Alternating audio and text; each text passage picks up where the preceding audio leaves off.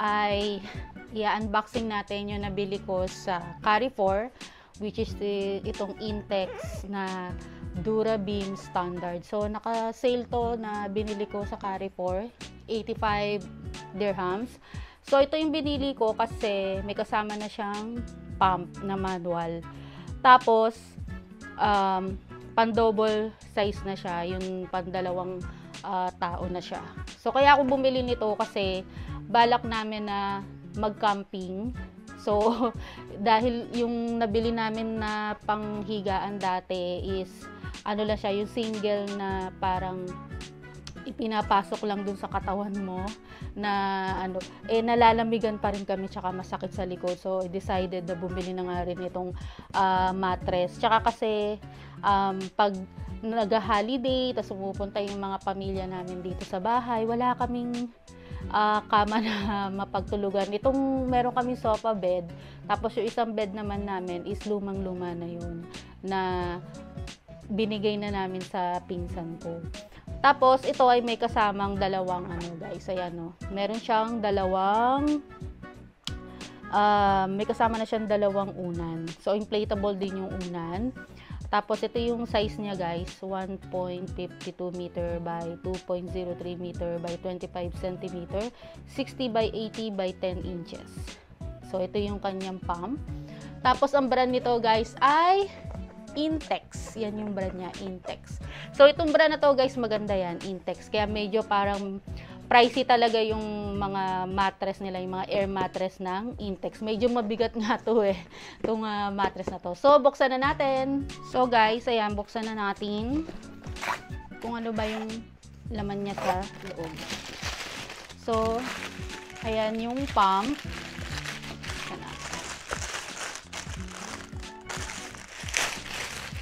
Ayan. So, ito yung pump niya. Ayan.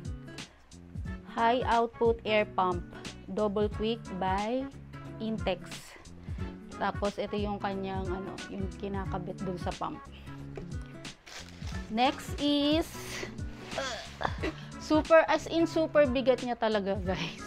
So, pag nag-camping kami, or pag lumabas kami, as in, ang bigat niya talaga, as in, super bigat.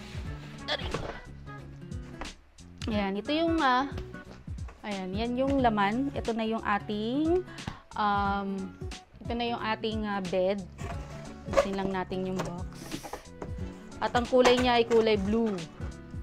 Ayan. At ito yung dalawang unan. Ayan siya guys, yung unan. At yung texture niya, syempre, yung katulad ng mga mattress talaga na gamusa siya. So, ayan yung ating unang unan. Tapos, ito yung pangalawang unan. At ito yung ating bed na super laki. So, dito ko siya ayusin sa may baba, sa may floor, pag nilagyan na natin ng pump. At, meron din siyang, ayan, mga manual. Meron siyang manual kung paano siya ipapump. Ayan. Kung paano mga gagawin nyo. May English, may Arabic, may iba't ibang language. So, ayan yung laman ng box natin. So, gagawin muna natin is, try natin ipump yung mga unan. Kasi yun yung pinakamadali. Dahil yun yung yun yung pinakamadaling ipump. Dahil maliit lang siya. So, guys, ayan, makikita nyo. Ipapasok nyo lang siya dito sa may nozzles ng pump, ng manual na pump. Ayan. Papasok nyo siya dito. Ayan. Pasok nyo lang. Then, meron ditong dalawang nozzle. Ayan. Ito siguro yung, itong isa pa na malaki yung bilog. Yung labasan ng hangin. Baka dun yun sa bed. Tapos, itong isa ay dito sa may pillow. So, ipapasok nyo lang siya dito. Ayan. Magiging ganyan na siya. Tapos, pasok natin siya dyan. Then, magpa-pump na tayo. Ay. So, ayan siya. Oh. Nakikita nyo. Lumalaki na siya agad. Ay. Dapat may kasama kayo dito pa nagpa-pump. So, i-ano lang. Ay. Tignan natin. Yan.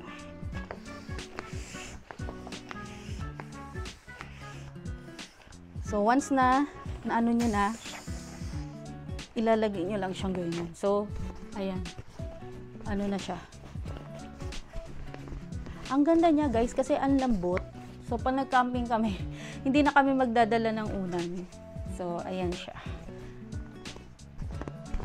Pero to, hindi namin to papagamit sa mga pinsan ko kasi nga, marami naman kami mga unan.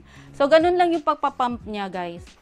Tapos, yung susunod naman natin na ipapump ay yung bed. So, yung bed is, anhin ko muna dito sa may baba namin dahil yun ay masyadong malaki talaga yung bed na yun kasi nga pang double na tao.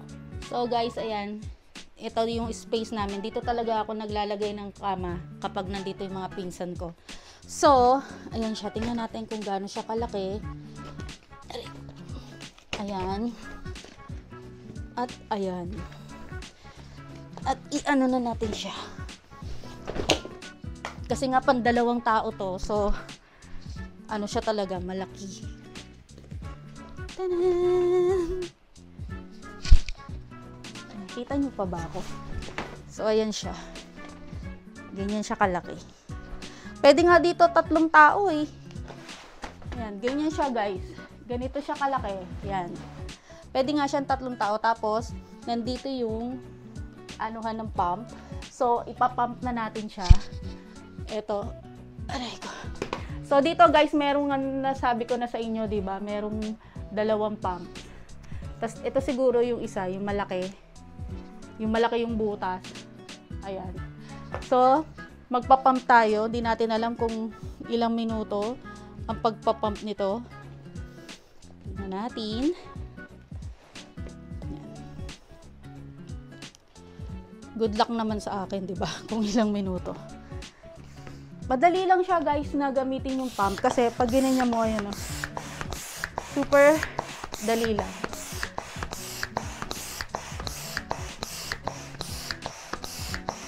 So guys, ang nagpa-pump na si Papa kasi 'di ba nga tag dito maano siya, mahirap siyang i-pump kasi nga ang malaki siya. Pero kung nakikita niyo ayan oh, napasok na yung hangin dun sa loob nung bed.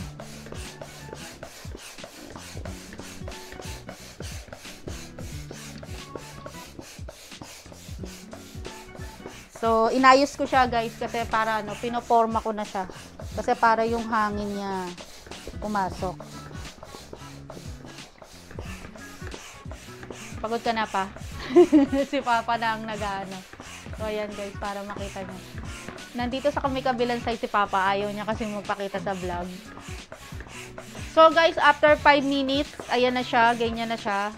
5 minutes na nagpapump si Papa. So, medyo nagpo-form na siya na parang bed siya talaga. 5 minutes. Babalikan ko ulit kayo kung kailan siya mapupull na ano talaga na maging bed siya talaga. So, nakaka 5 minutes na kami ng pagpapump. So, guys, after 10 minutes ng pagpapump ni Papa na napagod siya. So, ito na yung ating bed. Ayan siya, guys. So, super ano lang siya, super laki niya. Hindi ko ina-expect na ganito pala kalaki yung ano, yung bed na yun na 25, ano man nakalagay sa ano 25 cm pang 2 tao. So, parang hindi siya pang 2 tao, pwede siyang 3, 4, 3 tao.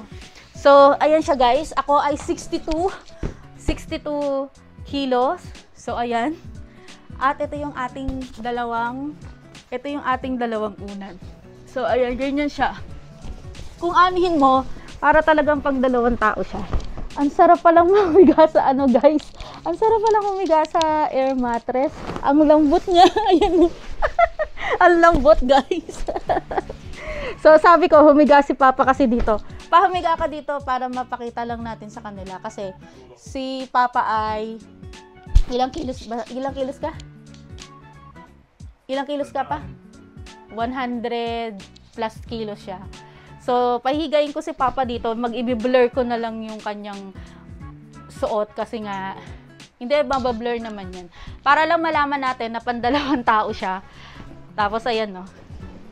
100, ano si Papa? 170 kilos. So, ayan. Ganyan siya. Pag nag-camping kaming dalawa, so, at least malamig lang, maganda na yung aming higaan sa camping. Ang ganda nitong airbed na to, nakakatuwa siya. At least may mga mahihigaan na rin yung mga pinsan ko kapag nandito sila sa bahay. So guys, ayan yung ating pag-unboxing dito sa may Intex Durabeam Standard Classic Downy Air Mattress. So masasabi ko na talagang guys na maganda siya kung nag-i-invest kayo sa air mattress. Bilhin niyo yung Intex na brand. Kilala ang Intex sa mga swimming pool, 'di ba? Yung mga inflatable swimming pool. Kilala ang Intex na brand. So, yun lang guys for today.